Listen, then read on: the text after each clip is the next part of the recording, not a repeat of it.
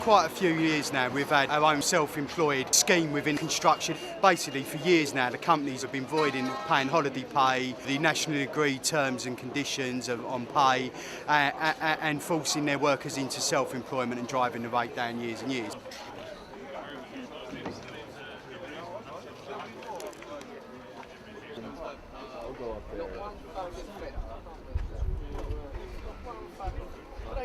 In the last budget, Osborne changed that, saying that everybody now who works for an agency within construction can no longer be classed as self-employed. They're now going to put us on a umbrella PAYE scheme through the agency, which basically means that you're not only going to pay tax as a PAYE person, you're also going to pay the employer's national insurance. So, for example, a worker will pay his tax and national insurance like he's meant to, but then on top of that he's paying 13.08% employer's national insurance, as well as then they take holiday pay. It's a savings scheme that they're keeping in their bank account and earning fortunes of interest. And then to top it all off, they then charge you 20 quid a week for the privilege. And it's an absolute rip-off, and it's something that's got to stop. And actually the wages are going down and down over this.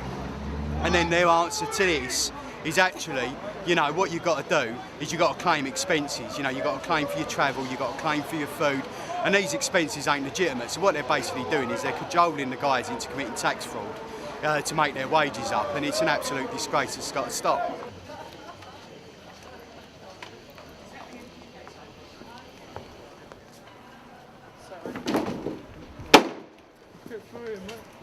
Yeah, we're going through, mate, sorry.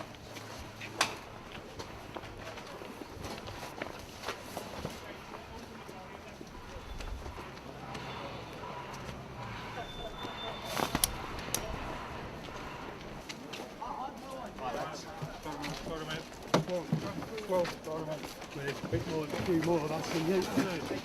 Hold on.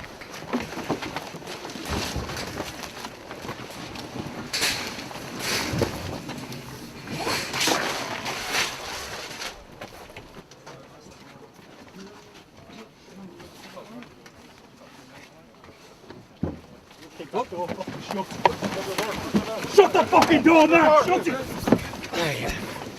Whoa, easy now, Tiger.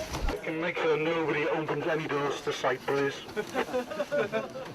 Seeing as these people ain't being very nice to us and not letting us come on the site and speak to the lads, Crossrail basically, they're doing this project on behalf of TfL and Network Rail, so if we can't shut the job down, we'll shut the underground down, so we might as well just go and occupy Whitechapel Station instead, yeah?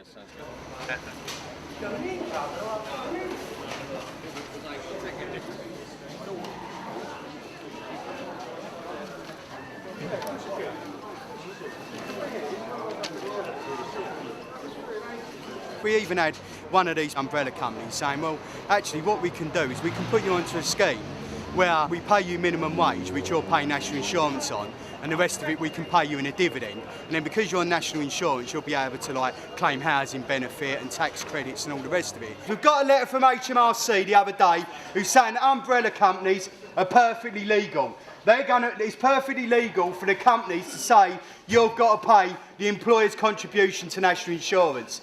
The only answer has got to be that we're going to stop jobs. We had a meeting on site. We decided that this was unacceptable. We couldn't carry on like this, so we decided to walk out and demand to be taken on the cards by NG Bailey's direct. This was on a Friday.